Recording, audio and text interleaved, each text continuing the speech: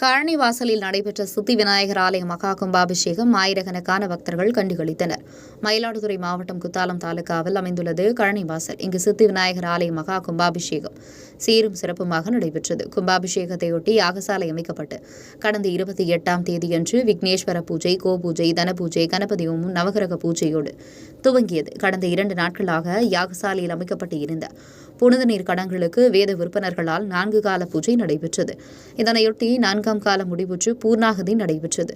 அதன்பின் யானை முன்னே செல்ல சிவவாத்தியங்கள் முழங்க வேத விற்பனர்கள் மந்திரங்கள் ஊத புனித நீர் கடங்களை சிவாச்சாரியார்கள் தலையில் சுமந்து செல்ல மேலதாளங்கள் முழங்க சித்தி விநாயகர் ஆலய கோபுர கலசத்தில் புனித நீர் ஊற்றப்பட்டு மகா கும்பாபிஷேகம் மிக சீரும் சிறப்புமாக நடைபெற்றது. இக்கும்பாபிஷேகத்தை ஆயிரக்கணக்கான பக்தர்கள் கண்டுகளித்து சித்தி விநாயகரின் அருளை பெற்றனர். உங்கள் பகுதியில் உடனுக்குடன் முக்கிய செய்திகள் உங்கள் விரல் நுனியில் காண எங்கள் தவசி நியூஸ் 24 சேனலை காண தவறாதீர்கள். உங்கள் மயிலாடுதுறை மாவட்ட செய்தியாளர் இளஞ்செயனுடன் உங்கள் தவசி ரமேஷ்.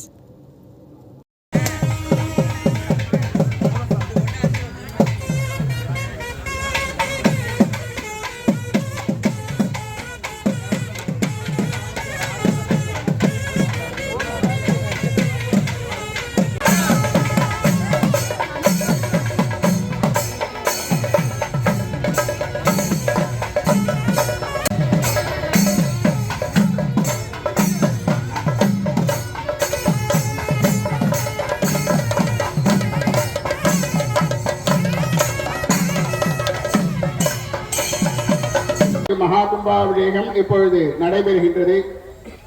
சித்தி விநாயகர் என்று சொன்னால், விநாயகர் என்று சொன்னால் தனக்கு மேல் தலைவல் இல்லாதவர் என்று வரும். அசுரனை சம்ஹாரம் செய்வதற்காக சிவபெருமானாலே படைக்கப்பட்ட சிவபெருமான் ஆண் யானை உருவாகவும் உமையவள் பெண்